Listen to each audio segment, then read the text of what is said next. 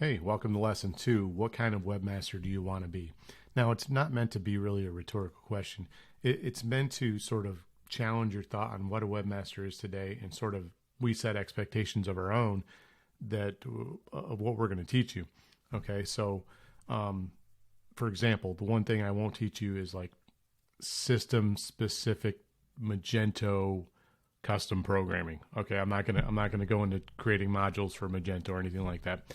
Obviously, because that's not what a webmaster does. But I will cover some Magento and how to install and set up and stuff like that in later lessons. But I also won't just cover WordPress. And the reason for that is because that's part of why we are offering this course, is because the world today has become obsessed with WordPress, and developers today think that that's all there is.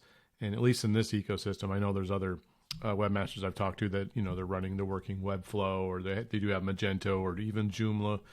We've managed some older Joomla installs and stuff like that, Ghost, things of that nature. There's plenty of other CMSs out there. And so this is more about learning the core, and WordPress will definitely be its own module that you'll be able to add on. So if you're WordPress centric, which we are here, you'll learn more about the WordPress specific systems. But for now, let's cover the question: what kind of webmaster do you really want to be? And so that's meant to challenge you and ask you, because there are different types of webmasters. You could certainly be a WordPress centric webmaster and then not work on anything else entirely in your life, and you probably get away with that because today's world, WordPress is going to expand and be around for a long, long time to come. Now, that said, learning the fundamentals will open up other worlds for you. Okay, so let's talk about who this course is great for, and then you can sort of ask yourself that question throughout this discussion. And we'll call it more of a discussion than it is a lesson, again, because you're going to learn more about yourself and what it is you want to gain from this course. So who is this course great for? Okay, if you want to learn about your own website and systems, this course is great for you. Okay, if you're a VP or a CFO or something like that, and you want a big, broad overview of what makes your website work, this course is for you, especially when we get down to like WordPress-centric courses and stuff like that. If you run a WordPress installs on one of your hosting machines or something like that, this is going to give you the big, broad picture of what your team's doing behind the curtain, so you can sort of see. If you're a business owner, we have a lot of these, and I help manage these on Webmaster.company. Companies that are, make less than $1 million in revenue every year. Mom and pop type of shops that run WooCommerce or Shopify, or other, older Sun Shop, older type systems that are still around. So yeah, those sort of people will gain the most from this course. Now, if you want to learn CMS specifics, we're going to cover those as well. WordPress, listed here, WooCommerce, Magento, Shopify, Webflow. But you also want to understand the foundations of what makes those things tick and what makes them understandable to you. Okay, so we're going to be covering a lot of that. If you want to go beyond surface work and be able to troubleshoot, as in the intro course I stated in the last lesson there, it sort of talked about block level troubleshooting and what makes websites tick. If you know that, and we insist that you do, meaning we insist in our teaching, we don't insist that you learn it. My method of teaching is you must know this block level stuff in order to be able to move up to the next and understand what makes things work. That way you have the fundamentals. If something's wrong, you know in your block level mind diagram where to go to fix something first. Okay.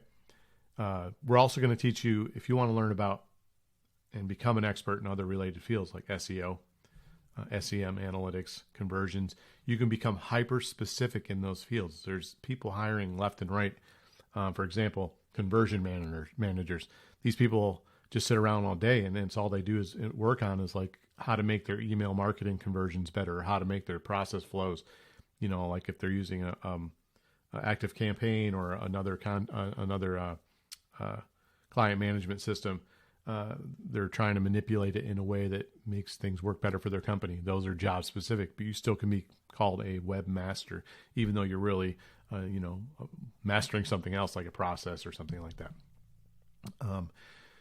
Local versus worldwide, and knowing the difference. Like you can become a local webmaster in one of the places I lived last in upstate New York, there was a company that's all they did was they worked locally, and they churned out WordPress sites ad nauseum, which is fine if that's what you want to do.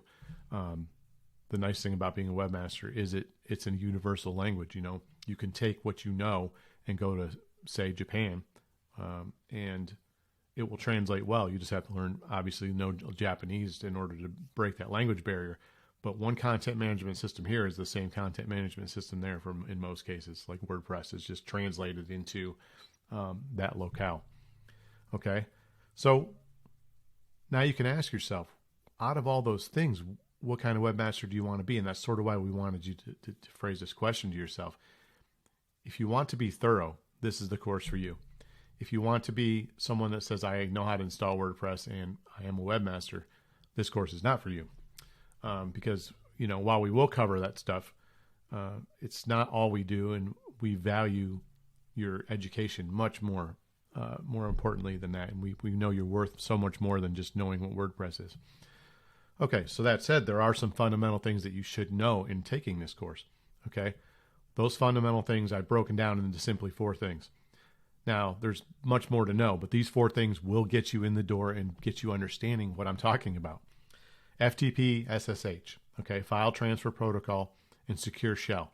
So those things allow you to connect to remote systems, okay, and that's going to be important for your hosting. In this here, I've listed. You can see FileZilla here. If we click on this, FileZilla is a free FTP solution that is available for Windows and for Mac. Now, there's plenty of other ones. There's CyberDuck and things like that, and Terminal. People are very picky when it comes to these systems, but I'm just listing one that works in both, that I have used and that I know works. And so you'll have a good foundation to start with. Okay, so there's your FTP program. HTML and CSS. Now, most sites today come with their content management system has what's called WYSIWYG editors. What you see is what you get editors, meaning you can drop and drag things throughout that system, and it will sort of visually look like to you what it will look like on the front end for the end users. So knowing HTML and CSS is fundamental to the basics of knowing what the building blocks are made of, okay? And you wouldn't be here if you didn't know that, but I'm just listing that. Now, web hosting. This is going to be super important because this is where a lot of webmasters today and developers get really lost because they think hosting is all equal everywhere. And that couldn't be further from the truth. If you look at something like GoDaddy, okay, and their web hosting, it's good. It's sound fundamentally in the sense that it has what you need, but their network is not great at all. Their sites go down frequently. They're overloaded. In my experience, it's just a terrible place to host your business. Okay, and I always tell every client that, and it's not because I have anything against GoDaddy. It's just because GoDaddy lost focus a long time ago about what it is they do. And needs to concentrate more on what they do and pick up sort of pick up that hosting a little bit. They also have, let me expand a little bit more on that. They also have proprietary caching systems. A lot of companies today, especially with WordPress, have proprietary caching systems. And they're good, but they also break other things down the line. And we'll talk more about that later. The 4th thing is a basic text editor.